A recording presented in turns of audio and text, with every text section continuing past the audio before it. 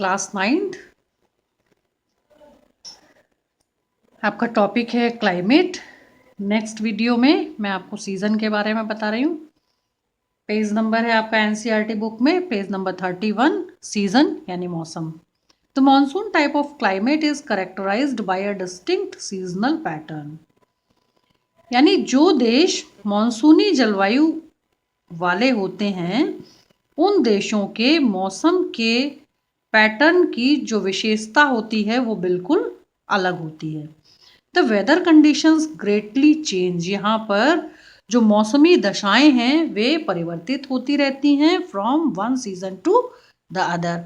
यानी एक मौसम के बाद दूसरा मौसम जो है वो चेंज होता रहता है। These changes are particularly noticeable in the interior parts of the country. यानी इस प्रकार के जो जलवायु वाले देश होते हैं उनकी जलवायु में जो उनके मौसम में जो परिवर्तन होते हैं उनको महसूस किया जा सकता है, पर्टिकुलरली नोटिसेबल होते हैं वे, यानी कि नोटिस किए जाते हैं। जैसे अभी हमारे यहाँ वर्षा काल समाप्त हुआ है, शीतकाल की शुरुआत हुई है, तो ये हमें दिख रहा है क्योंकि जो परिवर्तन है मौसम में वो हमें दिख रहा है।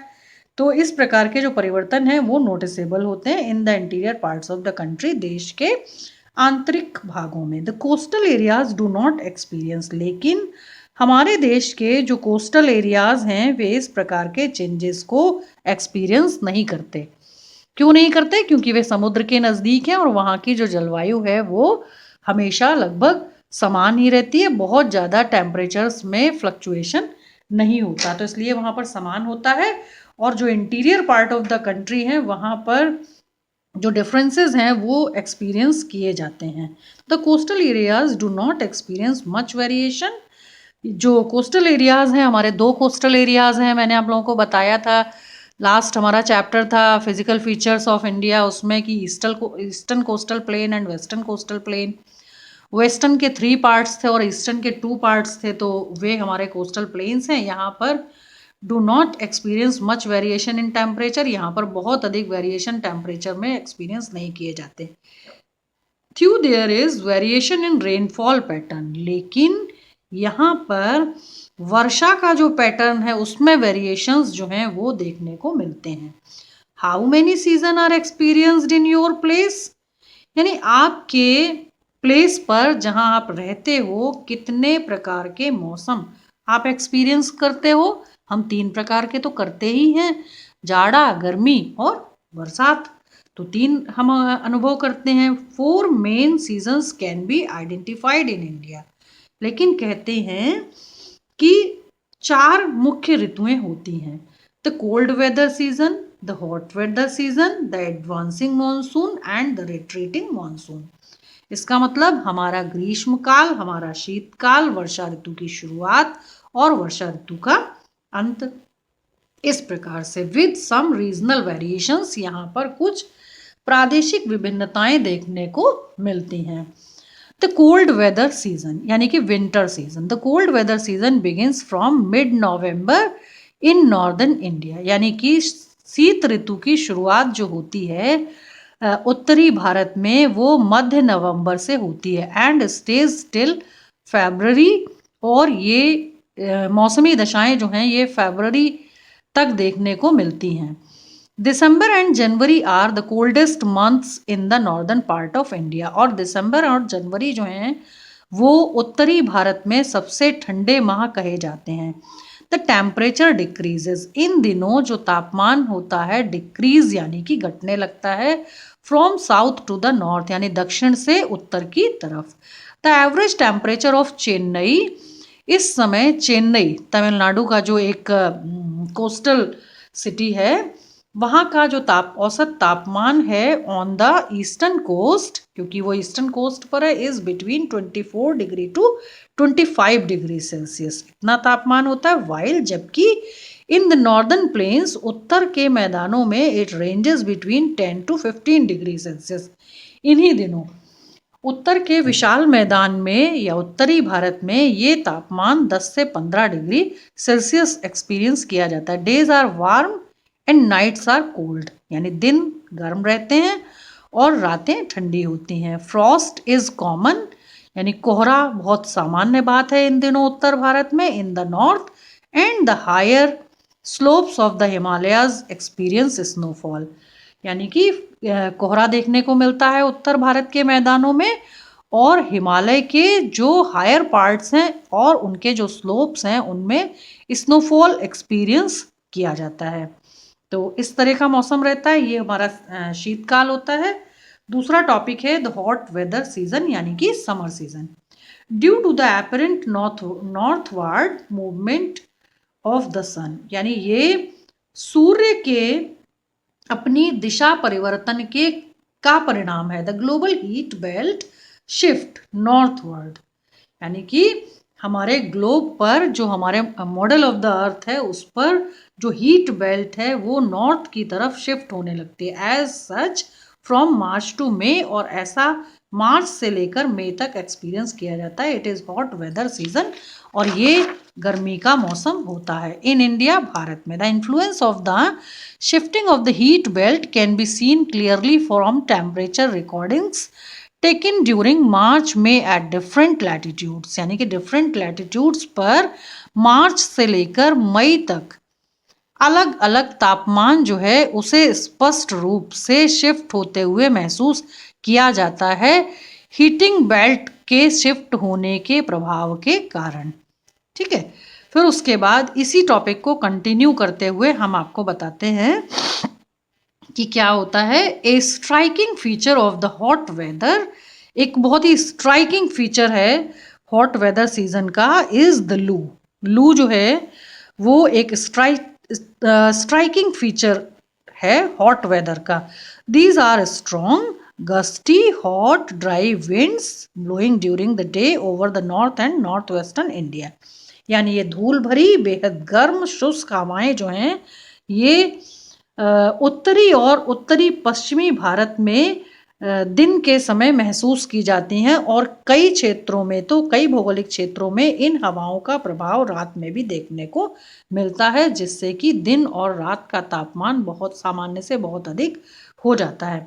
समटाइम्स दे इवन कंटिन्यू, यानी कुछ समय ये लगातार चलती रहती हैं until late in the evening, शाम को देर तक। Direct exposure of these winds में even prove to be fatal, यानी कि सीधे इनके प्रभाव में आना बहुत अधिक नुकसानदायक सिद्ध होता है। Dust storms are very common, इन दिनों धूल भरी आंधियां आना बेहद सामान्य बात है। During the month of May in northern India, और ये समय जो है वो उत्तरी भारत में मई का महीना होता है। These storms bring temporary relief, यानी कि ये जो धूल भरी हवाएं होती हैं ये अस्थायी रूप से कभी कभी इनसे गरज के साथ छींटे पड़ जाते हैं, यानी हल्की बारिश हो जाती है, कभी थोड़ी ठंडी हवाएं हो जाती हैं, जिनके कारण अस्थायी कभी कभी जो है वो वेदर चेंज देखने को भी मिलता है। As they lower the temperature and may bring light rain and cool breeze, जैसा कि हमने आपको बताया कभी ठंडी हवाएं चल जाती हैं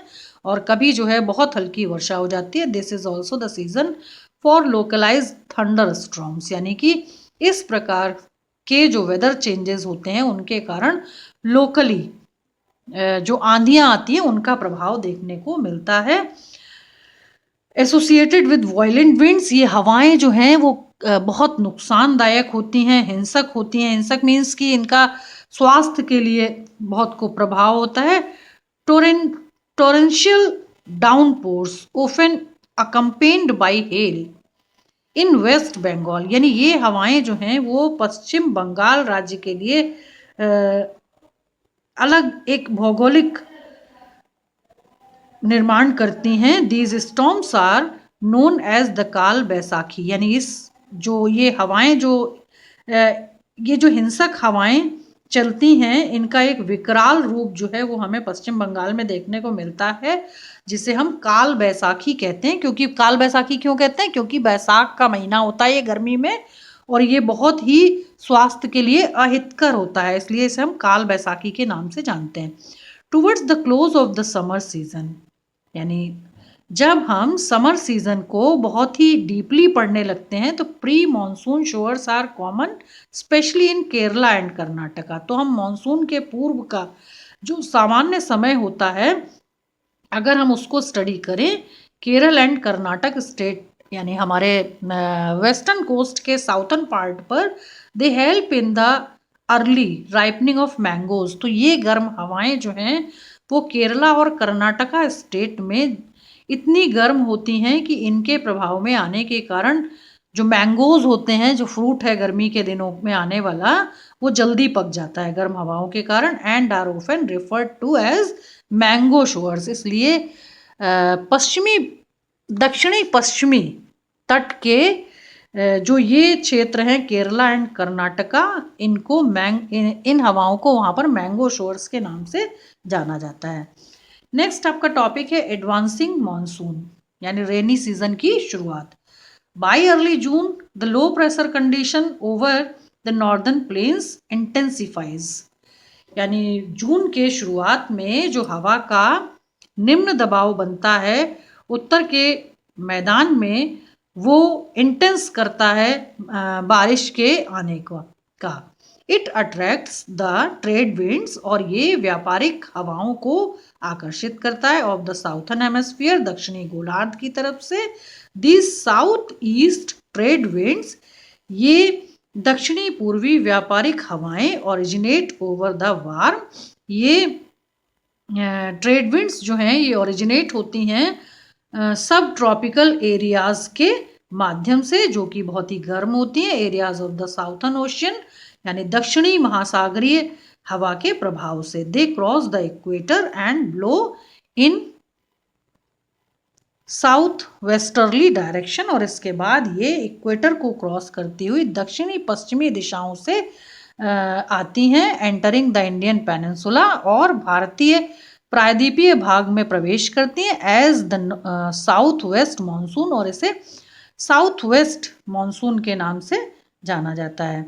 as these winds blow over warm oceans, और इस प्रकार से ये जो हवाएं हैं वे महासागरों की ओर से चलने वाली गर्म हवाएं होती हैं। दे ब्रिंग अबंडेंट मॉइस्चर, ये टू द सब कॉन्टिनेंट यानी भारतीय उपमहाद्वीप में बहुतायत से नमी धारण करने वाली हवाओं को जन्म देती हैं। दीज विंड्स आर स्ट्रॉन्ग, ये बहुत तेज चलने वाली हवाएं होती हैं, and blow at an average velocity of 30 kilometre per hour, और इनके चलने की जो क्षमता होती है और इनके चलने की जो वेलोसिटी होती है वो 30 किलोमीटर्स पर आवर होती है, with the exception of the extreme north west, और इसके बाद जो हमारे नॉर्थ वेस्ट पार्ट होते हैं वो एक्सेप्शनल पार्ट्स हैं।